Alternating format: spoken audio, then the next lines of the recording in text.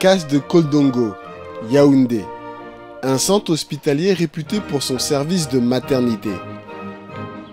Comme à son habitude, l'infirmier Boris Tchofo est aux petits soins pour ses patientes. Partant en vaccination, vous revenez avec eux. Aujourd'hui, il anime une causerie éducative sur la drépanocytose, une maladie au nom compliqué et source de confusion chez certaines mamans. J'espère que tu as fait son électrophorèse. Oui. Le bébé est quoi? Il est négatif. Par rapport à l'électrophorèse, son résultat c'est quoi? Ah. Ah, tu es sûr? C'est O, c'est comme moi-même. On n'a pas dit le groupe sanguin électrophorèse. Ça veut dire que tu ne nous as pas compris aujourd'hui. L'électrophorèse désigne le test qui permet de savoir si on est atteint de la drépanocytose. Un peu plus loin, M. Tchofo s'entretient avec une autre dame qui ignore si elle souffre de cette maladie, pourtant mortelle. Est-ce que tu as déjà fait le test électrophorèse? Je vois que ce n'est pas encore là. À la dernière grossesse, tu avais à faire l'électrophorèse. Tu n'as jamais fait le test électrophorèse. Donc tu ne connais pas ta situation par rapport. Et ton conjoint à la maison, il a fait son test électrophorèse? Pas encore. Parce que tu as intérêt à faire et il faudrait qu'on sache si le bébé peut avoir des risques de sortie drépanocytaire ou pas. Parce que si c'est le cas, il faudrait qu'on anticipe très tôt en salle d'accouchement. Tu comprends, non? Inciter les femmes enceintes à faire dépister leur futur bébé de la drépanocytose. C'est l'objectif de cette causerie. Et pour partir sur de bonnes bases, M. Tchofo commence par quelques définitions essentielles. La drépanocytose, c'est déjà quoi? En fait, on va dire que la drépanocytose, c'est une maladie héréditaire. Ça veut dire que le père peut-être avait la maman et il nous donne ça aux enfants. C'est une maladie qui caractérise les hémoglobines. Donc dans notre sang, il y a un élément qu'on appelle les hémoglobines. Leur rôle, c'est de transporter l'oxygène. Et il arrive parfois donc, que certaines personnes ont des hémoglobines qui sont mal formées. Et lorsque les hémoglobines sont mal formées comme ça fait référence à la maladie qu'on appelle drépanocytose. Et qu'est-ce qu'on fait donc pour savoir si on a la drépanocytose? On fait le test. Quel test? L'électrophorèse. Très bien. Lorsqu'on fait l'électrophorèse, quels sont les possibles résultats qu'on peut avoir? Oui. Ça peut être AA. AS. Ça peut être AS. SS. S, ça peut être SS. On est AA lorsque les hémoglobines sont bien formées. Il n'y a pas de problème. Et quand on est AA, on ne peut pas faire un enfant qui a la drépanocytose. Tu as compris, non? On est AS lorsque une partie des hémoglobines sont bien formées et une autre partie est mal formée.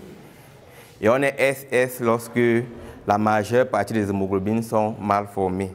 Et dans ce cas-ci, il y a la drépanocytose. Si le père est AA, la mère AS, on peut avoir les enfants comment? AS et... Si le père est AS, la mère est AS, on peut avoir un enfant qui sort AA, qui est normal. On peut avoir un enfant qui sort AS. Et on peut également avoir un enfant qui sort SS. Maintenant, il faut dire qu'à ce niveau, il n'y a pas de pourcentage. Ce n'est pas trop que premier enfant sort d'abord AA, après deuxième sort AS et troisième sort SS. Non, vous pouvez avoir la chance, tous sortent AA ou AS. Vous pouvez aussi avoir la malchance, tous les bébés sortent SS. Mais maintenant, ce qu'on doit éviter, c'est d'être AS avec son conjoint et de pouvoir évoluer et faire des enfants. Parce que le problème, c'est que l'enfant va sortir malade et ce n'est pas une simple maladie. On a parlé des manifestations, non? On a parlé de quoi? Gros ventre, que l'enfant est mince. Et quoi encore? L'anémie. D'autres personnes disaient que les yeux sont jaunes. On parle de l'ictère. Mais il y a encore d'autres problèmes qui sont plus importants et plus graves. Il y a que ça augmente la sensibilité à l'enfant de développer facilement des infections. C'est-à-dire que l'enfant qui est drépanocytaire attrape vite des maladies. Il y a les douleurs au niveau du ventre et au niveau des membres. Et c'est beaucoup ça qui dérange les mamans parce que l'enfant est en crise constamment. Parfois, la rate prend du volume avec le foie parce que ça travaille trop et l'enfant est en difficulté. On ne passe pas 2 mois sans qu'on ne soit passé à l'hôpital. Et quand on dit hôpital, c'est argent. Et à la fin, même parfois, l'enfant finit par mourir avant 15 ans. Il peut résister, il arrive à 18 ans et puis il meurt. On pense que si bébé est dépisté très tôt et qu'on commence à effectuer la prise en charge sur lui, à l'âge où les bébés manifestent les problèmes, le bébé n'aura pas ça. Et ces problèmes vont apparaître avec une gravité vraiment réduite. Donc ici, au CAS, il y a un projet qui a pour but de dépister les bébés. C'est vrai qu'on vient déjà vous sensibiliser à votre niveau. Et la sensibilisation va aider dans le but déjà de savoir si le bébé qui arrive là peut avoir la drépanocytose ou pas. Et sur ce, je crois qu'on va s'arrêter. On va chauffer. Dépister les bébés dès la naissance. La mesure convainc plusieurs mamans déjà confrontées à la gravité de la maladie. Ma tante a fait une drépanocytose. Et quand je vois l'état de cet enfant, vraiment j'ai les larmes aux yeux. Parce que chaque temps nous sommes à l'hôpital, les poches du sang par-ci, les poches du sang par-là. Parce que moi j'ai eu à donner le sang à cet enfant. Il est toujours drépanocytaire. Un temps, il a même eu l'AVC, donc un côté du corps est paralysé. J'ai fréquenté avec une fille qui s'appelait Bélon. Elle souffrait de la même maladie. Chaque fois, elle était malade. Chaque fois, elle chutait. Elle avait le mal de pied. Mais l'année passée, nous l'avons perdue. Nous, les mamans que nous portons nos enfants, nous allons prendre précaution. Et puis, c'est une maladie dont on ne guérit pas. Donc, raison de plus de faire le dépistage assez tôt.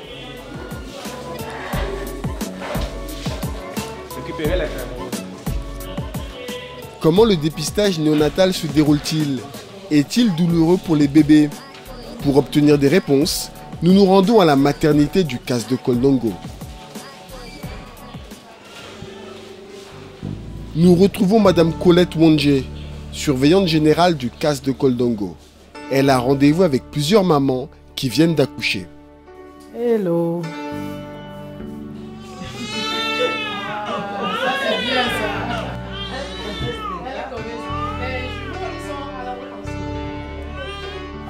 C'est énorme. Elle a accouché tout à l'heure.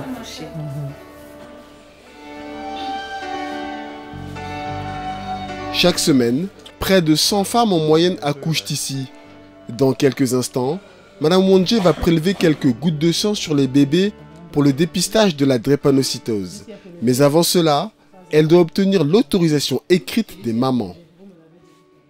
Nous avons besoin de ce formulaire parce que dans tout projet de recherche, il faut un consentement.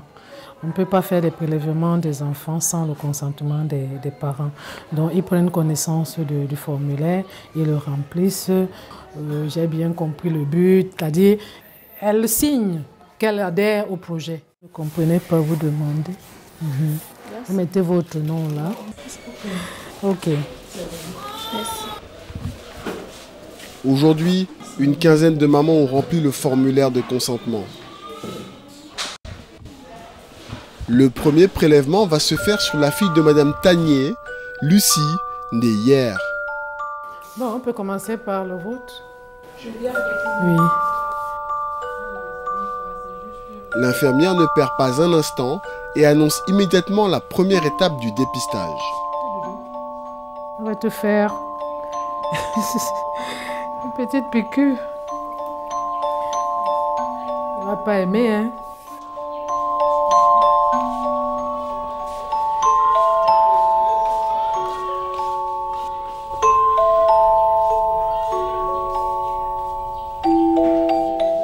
Une piqûre pour prélever le sang qui sera ensuite soumis à analyse.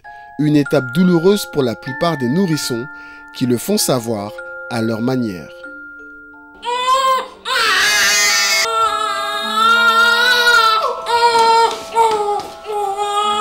J'ai piqué. Maintenant, je reçois la goutte de sang qui va tomber sur le papier buvard.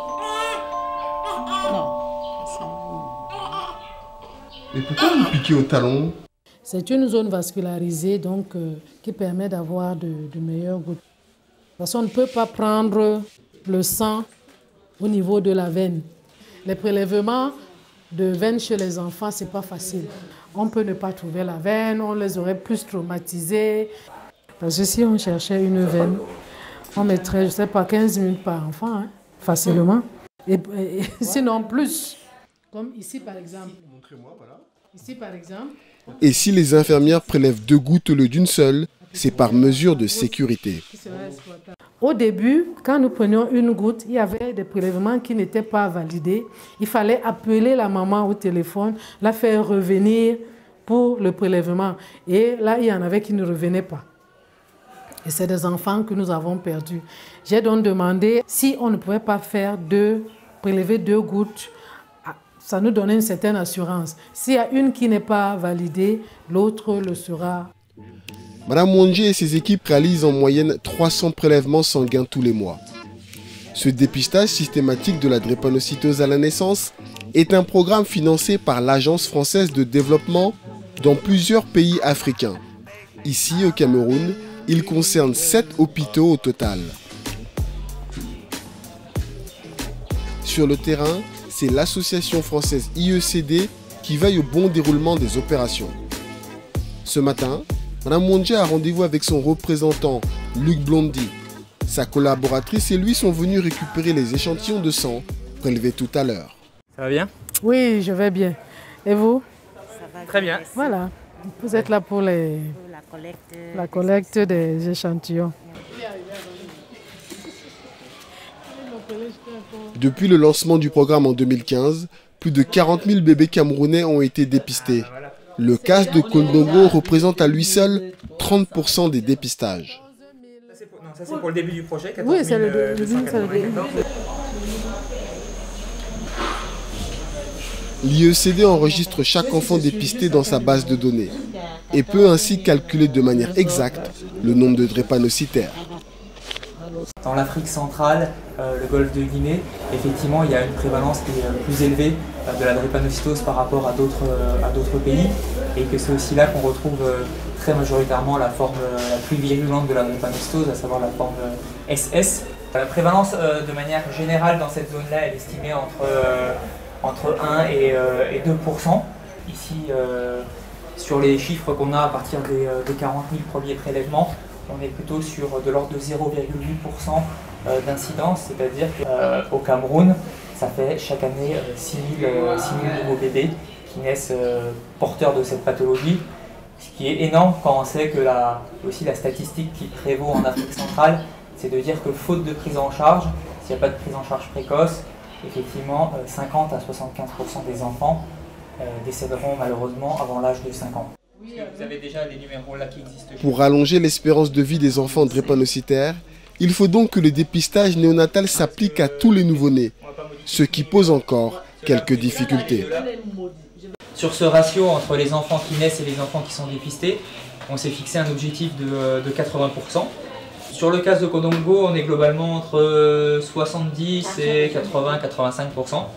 Donc effectivement, c'est encore un petit challenge. Il y a toujours effectivement des cas de refus. Il y a peut-être un jour, des fois, dans certaines formations sanitaires où on ne prélève pas parce que c'est le jour de repos de la personne qui prélève, ou des personnes qui sortent avant qu'on les ait prélevés.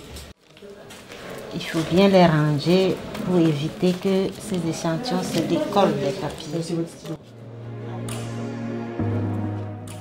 La collecte des échantillons est terminée.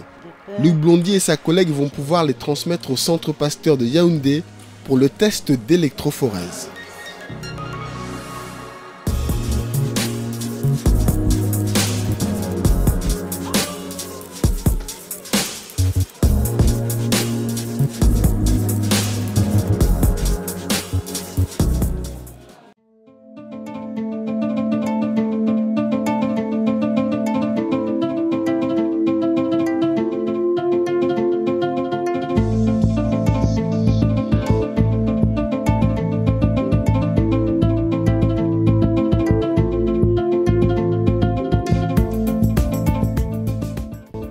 Centre Pasteur, Yaoundé.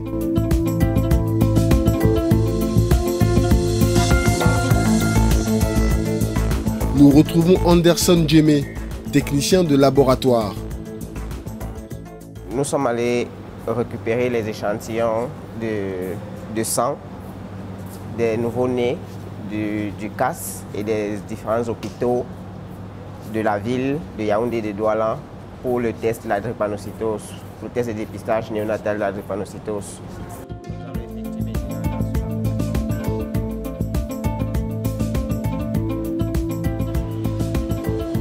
Aujourd'hui, il doit réaliser plusieurs tests par électrophorèse.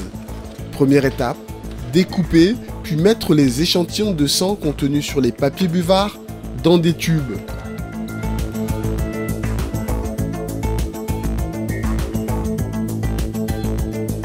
Il verse ensuite une solution pour faire passer le sang sous forme liquide.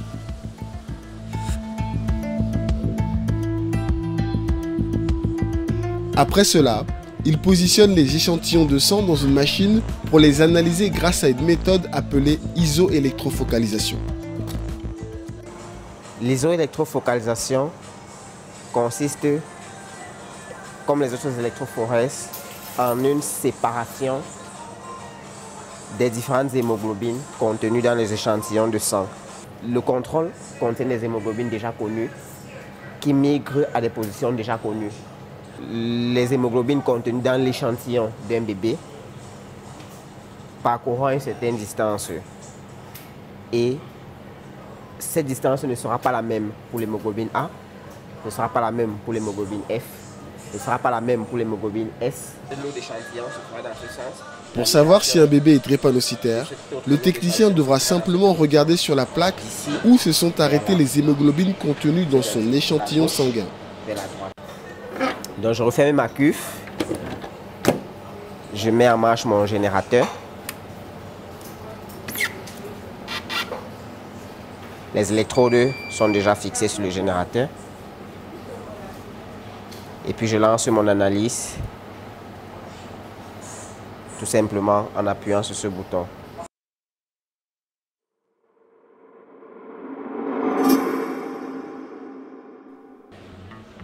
Quelques heures plus tard, l'analyse est terminée. Monsieur Djemé dépiste 10 bébés AS et 2 bébés SS, c'est-à-dire atteints de la drépanocytose. Il part ensuite remettre les tests à sa supérieure pour une deuxième lecture.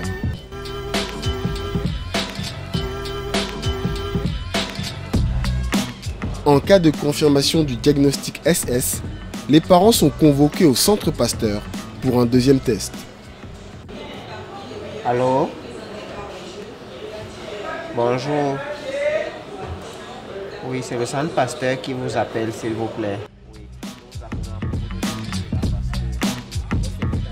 Quant aux parents des enfants AS, ils reçoivent les résultats en main propre dans les hôpitaux tels que le CAS de Koldongo.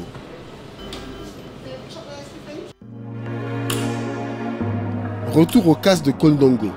Nous retrouvons Madame Yaya, infirmière à la maternité. Elle va remettre les résultats du test d'électrophorèse à une maman. Bonjour maman. Comment vous allez? Madame Siewe. Ok, bonjour. Ça va bien ce matin? Nous sommes venus vous remettre votre résultat d'électrophorèse fait à votre enfant. Vu le résultat, le bébé va très bien, il n'y a pas de problème. Il est d'électrophorèse AA.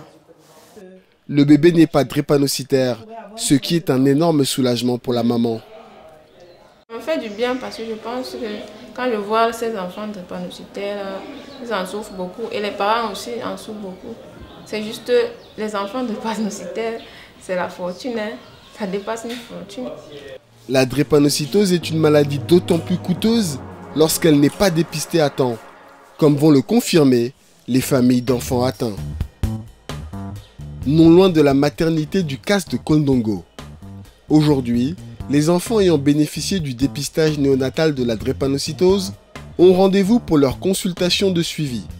Elles sont assurées par le pédiatre Dr Hott. À peine arrivé, il est intercepté par Madame Wafo, une maman toujours très pressée. Je suis en route. Ah, donc en plus, tu nous mets la pression maintenant. Je suis en route. Madame Wafo est la maman du petit Bernard, un drépanocytaire de 4 ans dépisté dès sa naissance. Problème, Madame Wafo travaille énormément et n'a pas toujours le temps de l'emmener aux consultations. Depuis quelques jours, Bernard se plaint de douleurs, un cas fréquent chez les malades. Toujours là, il a commencé les crises. Oh, les bras font mal. Masse-moi par ici. J'ai vu que ça a commencé. pleurer parce que moi-même j'ai commencé à pleurer les larmes. Parce qu'elle était déjà fatiguée de masser les bras de l'enfant, tous les deux bras là. Et le ventre qui ne fait qu'être ballonné, moi je ne sais pas pourquoi. Après maintenant, j'ai vu, je me suis rendu compte qu'il n'avait pas suffisamment de sang. Je vais donc faire la maltapine, le lait non sucré, comme on nous donne tous les conseils là-bas de faire. Donc j'ai vu, ça me faisait rien. Moi-même maintenant, j'ai payé la tomate en boîte, le lait non sucré encore et la grenadine et le soda. C'est ça maintenant que depuis 4 jours, j'essaie de lui faire boire seulement ça comme l'eau. Lui faire la malta, tout ça là, en réalité, c'est pas très utile. Son anémie, ça n'a rien à voir avec le besoin peut-être en fer, parce que je suppose que quand vous donnez la malta, c'est parce que vous recherchez le fer. Si par exemple il fait son paludisme comme il a fait là, il peut déclencher une crise douloureuse, c'est-à-dire qu'il peut commencer à avoir mal. Et s'il commence à avoir mal, d'autres complications peuvent s'installer, l'anémie et tout le reste. Quand il est malade, il faut redoubler de vigilance, il doit boire un peu plus, il faut surveiller sa température régulièrement. Dès qu'il commence à avoir mal, tu donnes le paracétamol. Si au bout de 40 minutes, 45 minutes maximum, tu sens que ça ne s'améliore pas, tu ajoutes des ibuprofène. Si avec les deux là, il ne s'améliore pas, il faut consulter. Respecter le programme de consultation requis pour le bon suivi de Bernard. C'est toute la difficulté qu'éprouve sa maman, obligée d'envoyer son fils aîné pour la remplacer. Ce que désapprouve le docteur Hoth. Il faut venir aux consultations, n'est-ce pas? On s'était entendu. Quand il n'est pas malade, il vient une fois les 3 mois. Ça veut dire que quelle que soit ton activité... Je sais que pour 3 mois là, je manque souvent. C'est ça que je viens tout le monde. Il faut venir. Parce qu'il y a des choses que les enfants ne peuvent pas te transmettre. Le suivi de l'enfant n'est pas optimal. Je crois qu'elle peut me fier. Elle n'est pas très alerte par rapport à toutes les recommandations qu'on lui donne. Mais en même temps, c'est le contexte de la plupart de nos mamans. C'est-à-dire que socialement, elle a beaucoup de contraintes. C'est une question de temps. Je suis le père de mes enfants, je suis leur mère. Au cas où si je ne sors pas pour me débrouiller comme je me débrouille là, ils ne peuvent pas manger. Puisque tout l'achat des enfants, ça me regarde seul. C'est moi qui paye tout la poudre de tous mes enfants. C'est pour ça que nous avons, entre autres, tenu à ce que les consultations leur soient facilitées. Parce que l'accès, elle par exemple, si sa situation sociale fait que si elle devait payer les consultations, on est presque sûr qu'elle ne viendrait pas. Nous avons dépisté un enfant. Les 3 premiers mois, nous le voyons pratiquement, nous le voyons tous les mois, c'est ce que nous faisons. Ça nous permet de nous rassurer que le parent a compris le diagnostic et l'a intégré comme n'étant pas une fatalité au moins. Ça nous permet de nous rassurer que le parent a compris nos recommandations et les applique. Et puis, voir comment l'enfant se débrouille pendant les premiers mois, entre autres choses. Évidemment, comme nous les dépistons très tôt, le suivi normal d'un enfant ne nous pose aucun problème pendant ces consultations. Lorsque l'enfant est stable, c'est-à-dire quand l'enfant ne présente pas de complications, nous le voyons tous les 3 mois. Et ils ont la possibilité de venir à tout moment, parce qu'il y a des consultants pour ça, quand il y a une complication, que nous leur expliquons. Parce que nous prenons la peine de leur expliquer quelles peuvent être les complications, comment elles se manifestent. Et puis maintenant, nous les voyons quand même tous les mois, en principe, quelle que soit la situation de l'enfant, parce qu'il y a des rencontres groupées pour toutes les mamans le dernier vendredi du mois. De toute façon, vendredi, vous l'amenez pour qu'on le réévalue. Bon, s'il arrive que je ne suis pas l'enfant, peut venir avec lui. Je préfère que tu sois là. Des habits, tu mets. Consultation et médicaments gratuits pour faciliter la prise en charge des enfants drépanocytaires. Une mesure innovante mise en place par le programme de dépistage néonatal. En auscultant Bernard, le docteur Hoth constate que son corps n'est pas assez oxygéné, condition appelée anémie et visible sur les mains de l'enfant. Bon, il est un peu pâle. Mais ce n'est pas tout. Bernard souffre également d'ictère. Il a toujours eu les yeux jaunes. La coloration jaune des yeux est due au fait qu'en se cassant, les globules rouges de Bernard libèrent un pigment jaune appelé bilirubine. Après quelques minutes d'auscultation, le docteur peut enfin poser son diagnostic. Il est en train de faire une crise de paludisme qui a déclenché des crises douloureuses. Mais pour l'instant, on n'a pas besoin de... On n'est pas dans une situation grave. Son paludisme a commencé à être traité hier. C'est un paludisme simple. Nous le reverrons dans 2 jours, lorsqu'il aura complété son traitement. À ce moment-là, nous pourrons voir si ça s'améliore ou alors est-ce qu'il faut prendre d'autres mesures. Dépister la drépanocytose le plus tôt possible n'est donc que le premier pas. Pour que les enfants soient en meilleure santé possible, ils doivent également disposer d'un suivi régulier. En tout cas, je t'attends. Mais aussi suivre le traitement approprié. C'est justement le problème auquel sont confrontés Nathanaël Dondo et sa maman. Malgré son dépistage néonatal, ses parents négligent le suivi à l'hôpital. Conséquence, Nathanaël souffre d'anémie, de fièvre et de crises de douleur à répétition. Pas un mois ne s'écoule sans épisode douloureux. En inspectant le petit garçon de 4 ans, le docteur Hott découvre qu'il a subi des pratiques indigènes qui aggravent son état de santé, déjà bien détérioré. Vous voyez, cet enfant a des scarifications. Il a des scarifications, voici des scarifications. Voilà, parce que justement, quand cet enfant a le ventre qui enfle, le premier réflexe, c'est dire qu'il a la rate. Et on va scarifier l'enfant. Il peut arriver qu'elle soit plus nombreuse. On a tendance à scarifier tout le ventre. Vous voyez les mêmes, ceci. Et parfois, c'est plus profond, donc les cicatrices sont beaucoup plus visibles. Quand ces enfants ne sont pas dépistés à temps, ils font des complications un peu plus tôt et de façon récurrente. Les parents n'étant pas au courant, l'environnement n'étant pas au courant, on va vers le guérisseur traditionnel. Pratiquement tous le font lorsque vous les interrogez. Quand ce n'est pas des médicaments pour soigner la rate, c'est des médicaments pour soigner l'anémie. On fait des mixtures diverses. Selon le Dr Hott, ces pratiques sont à bannir. Mais malgré ces conseils, beaucoup de parents persistent à recourir aux méthodes indigènes, avec des conséquences très néfastes pour la santé des enfants. La médecine traditionnelle, dans le cadre de cette maladie, est dangereuse parce qu'elle ne pose pas le diagnostic. Et lorsque vous n'avez pas le diagnostic, vous n'allez pas soigner. Pour le cas d'espèce, faire des scarifications à cet enfant, comme nous le voyons, ne l'a aidé en rien. Parce que la maladie rate en elle-même n'existe pas. La rate, c'est un organe qui peut réagir à toute infection. Beaucoup d'enfants meurent justement parce qu'on s'est cantonné à la médecine traditionnelle qui n'a pas posé le diagnostic et qui s'est limité à faire des choses qui n'ont rien à voir avec la maladie. Et les enfants nous arrivent souvent dans des états de coma à cause d'une anémie, ou alors ils arrivent dans des situations où l'infection a eu le temps de mettre l'enfant en malnutrition. Il y en a qui arrivent ayant déjà fait 1-2 AVC, parce qu'ils font des AVC. Et à ce moment-là, la prise en charge est compliquée. La maman de Nathanaël confirme les désagréments causés par les méthodes indigènes. Ça ne l'a pas aidé. Au contraire, il est toujours malade. Et est-ce que vous allez continuer à faire des pratiques traditionnelles? Non. Je sais bien qu'il est malade, donc l'hôpital est mieux. La maman semble avoir compris l'importance de recourir au bon traitement. Pour atténuer les crises de douleur, le médecin prescrit plusieurs médicaments à Nathanaël à vie. Ça, c'est l'ordonnance que je te remets. Avec cette ordonnance, tu prends les médicaments gratuits. Tu dois la garder parce que c'est elle qui va te servir tous les mois. L'acide folique, tu donneras un comprimé tous les jours de sa vie. La pénicilline, si. C'est un comprimé matin, midi, soir, tous les jours. Au total, le petit garçon doit prendre 6 médicaments, auxquels s'ajoutent des vaccins contre des infections type grippe ou pneumonie.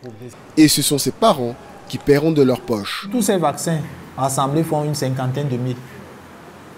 Bon, il y a quelques années, le programme s'en occupait, malheureusement, en tout cas pour certains.